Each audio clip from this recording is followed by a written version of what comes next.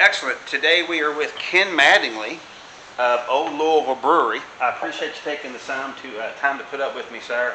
I'm just a big nobody trying to be a somebody. Aren't we all? Aren't we all? Aren't we all? I love the personality of the place. This back here behind the bar looks fantastic. I can't imagine anybody ever wanting to paint that. I just don't know how I could look any. That just looks amazing to me.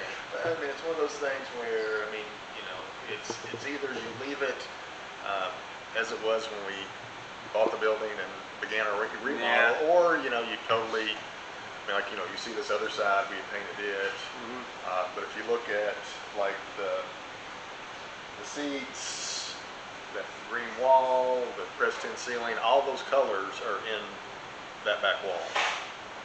You have the greens, you have the reds, you have kind of that steel blue color. And it's almost like every color that the place has ever been painted over the last 80 years. Yeah. A little bit of it showing through, right? Oh, that's the 1890s green. That's the 1922 blue right there. It looks fantastic. I'm sure the place has seen several coats. I like your mission statement. Whatever, good beer makes good neighbors. Yeah. That's good stuff right there. And I seen that you guys just recently had a 6-year anniversary. So you've been here 6 years? Yeah, it was last weekend, I guess, was our 6-year anniversary. Happy birthday! It's one of those things where it's like, gosh, it's only been 6 years, but at the same time, it's like, okay, 6 years? Where did 6 years go? How did that happen? It's just you know, crazy. But when you have multiple jobs, they all kind of run together and seem to. The time just flies by. It just blows right past you. Yeah. Right. What got you started? How did you get into this? Well, if we're talking about craft beer, I got into craft beer probably 25, 30 years ago now. I was living in Lexington, Kentucky, and the local newspaper, the Herald Leader, they every year or so they would have this article about these guys who made their own beer.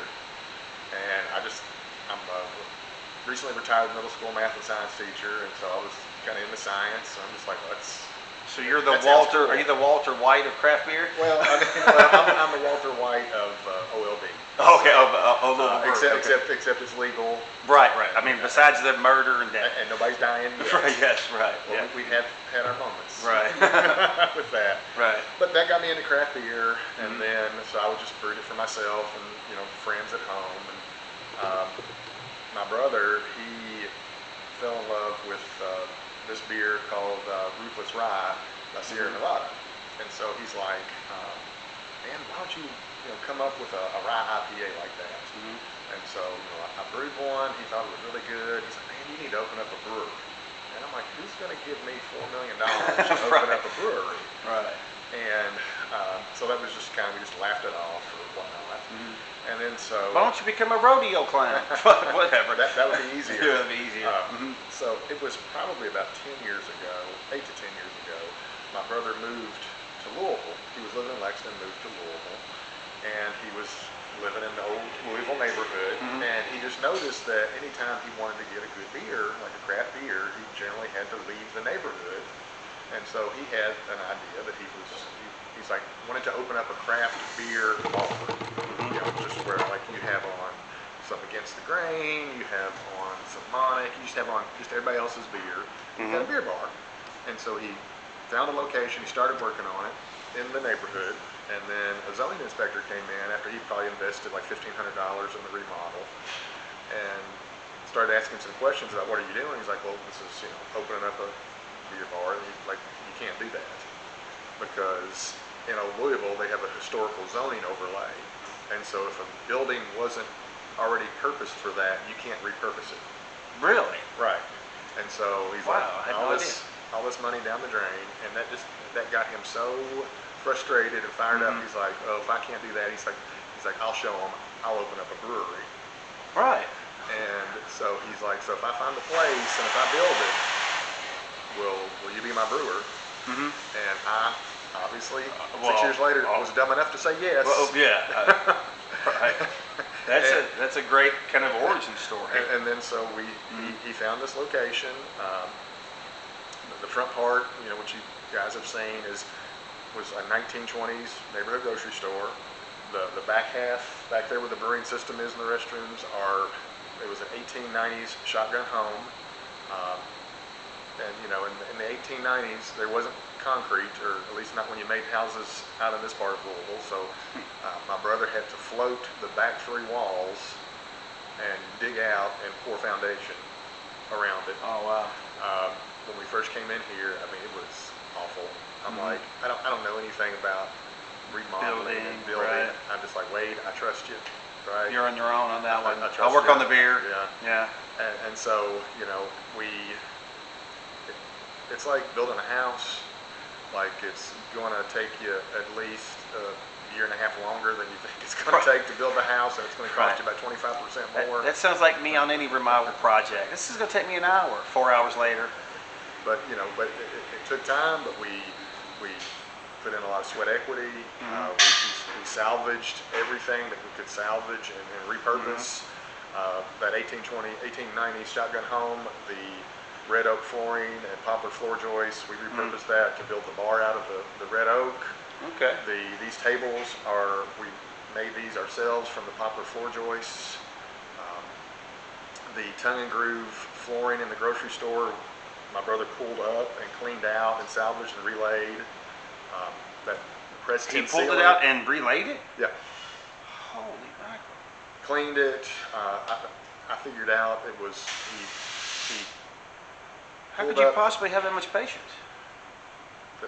Listen, that's his thing.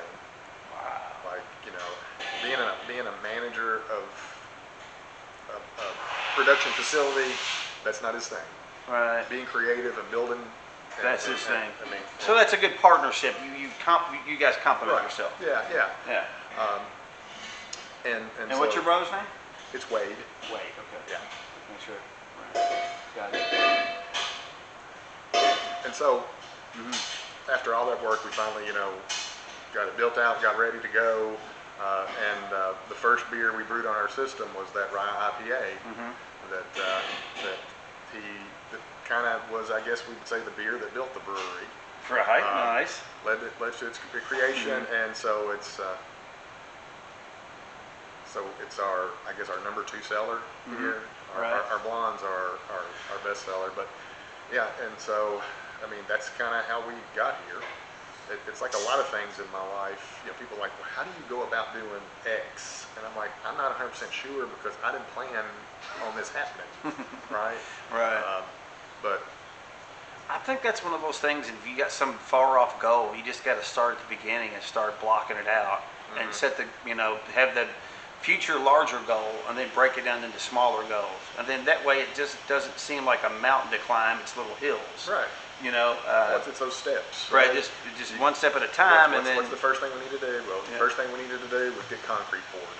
That was the first thing we got done. If we can't do that, nothing else matters. Right. Then move on. And then it became, getting the bar built, and then getting the booths, and making the tables, and getting the equipment in. And The place really does have a lot of personality. Oh yeah, I mean it's a great old neighborhood too, right? well, and listen, that's what we want. We want this to be a place where people can come, have a friendly environment, welcoming environment, and hopefully where people can sit down, like you could be at the bar, a seat or two from somebody you don't know, and halfway through your first pint, you're having a conversation with them, and you find out that, hey, we're not all that different. Right. I mean, everybody wants health care. Right. Everybody wants good streets and good schools. I mean, kids to be safe. infrastructure. That's Yeah. right. Everybody wants that. Now we might disagree on how we go about doing that. Right. But we want people to come in here and find out that hey, we're a whole lot more alike than we are different. And if we can be a space for people to come in and have those conversations, and again, good beer makes good neighbors. Right. I agree. I like that a lot. And that kind of moves into my second question. Really, I think you've already almost answered it. It was like, what is your beer philosophy?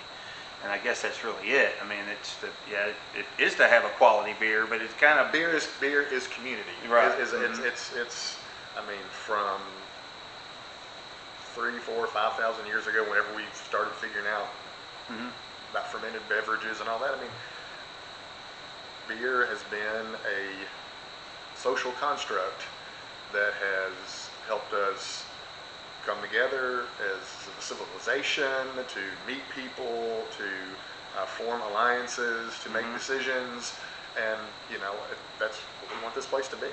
Is if this can be a place where people come in and get to know other people, find out similarities. It just makes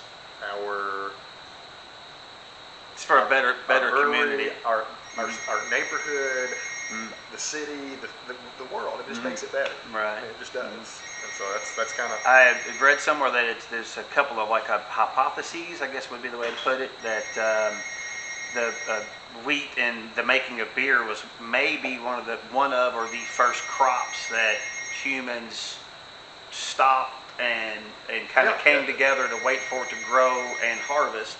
And one of the I always like to say that the reason why we're here is because of beer. That settled communities settled around agriculture and grain agriculture. One of the things that led to that was figuring out that you could take grain and turn it into alcohol. And again, that became what Mesopotamia was built around. Those civilizations were built around agriculture, and that one of those forces towards that agriculture and growing stuff was you can make beer. I see that you guys are expanding, so that's kind of like my next question is, where do you have any future plans? Do you see a future for either this place or the next place? Or Well, we've got a second location in Shelbyville. Okay, Kentucky. excellent. And it's been open, I guess we probably opened there March of 2019. Oh, okay, it's been there for a while. And so, it was slow at first, and then like that September, October, kind of when football season starts coming around, we were getting more people in, more visitors, and then March of 2020 happened, and so like everything shut down. We were fortunate here that people would come in and get growler fills and get some cans or whatever, so that kind of kept us afloat here. But there, it's more of a it's a community space, but they're not as into craft beer as a city like Louisville is.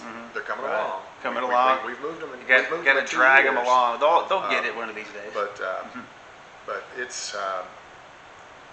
got a stage. It's got it'll hold like 250 people. Oh wow! So it's a larger space. You could have events there, things like that. And we've got it's got a basement space. There's more space behind upstairs.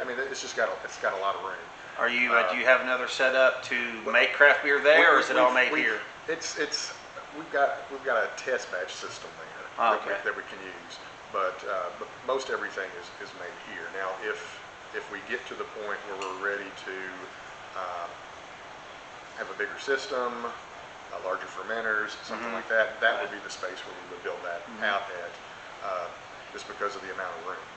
Because here, there's just we have a patio out back, and if we were to build this out towards the back, then we lose that outdoor space, and that's like in add 7 chairs or something, and then you don't have an outside space. And people really, I'll take you out there in a minute so you can look at it. And it's another one of my brother's passions is plants and landscaping and that sort of stuff. Right. So he really likes doing that as well. So he handles all that stuff. Okay.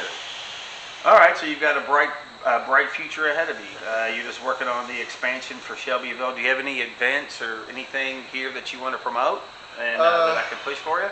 Well, we do trivia every so often. Actually, we've got a run club that meets on Sundays at 2, Thursdays at 6 p.m.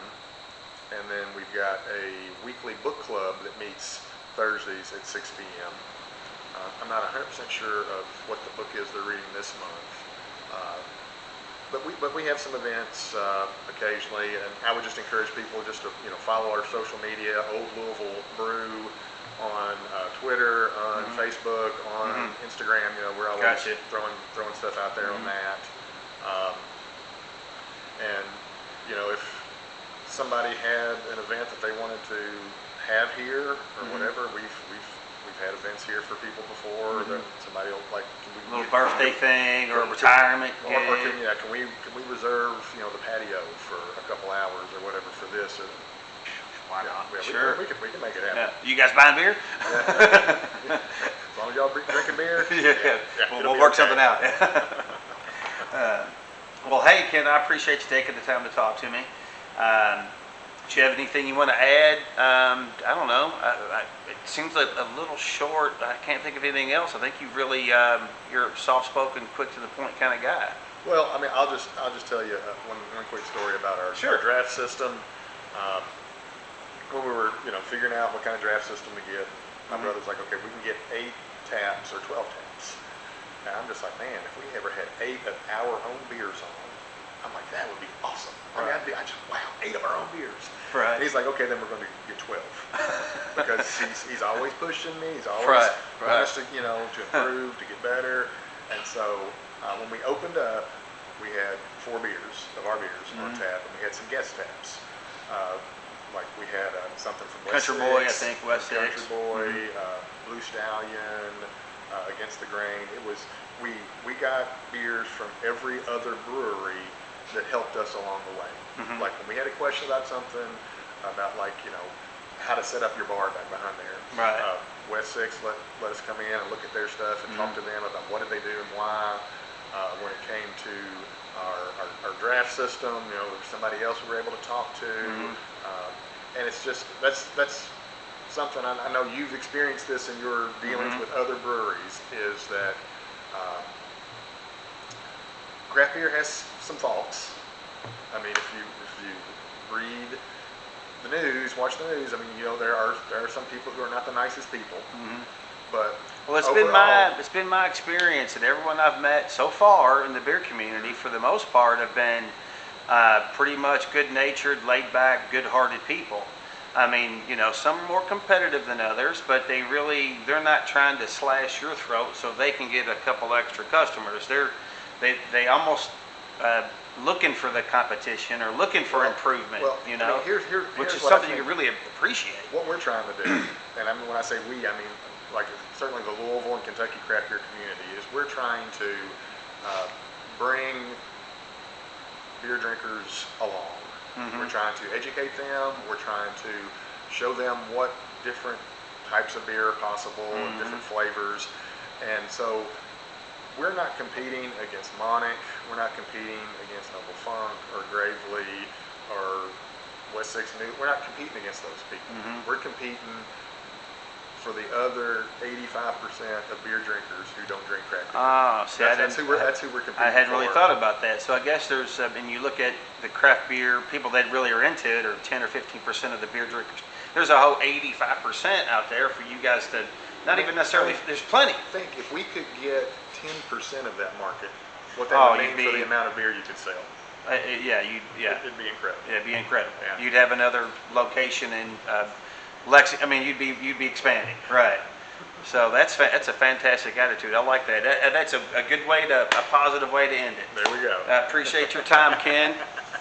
You're welcome, Rick. Anytime, my man. You're always welcome. Thank you, sir.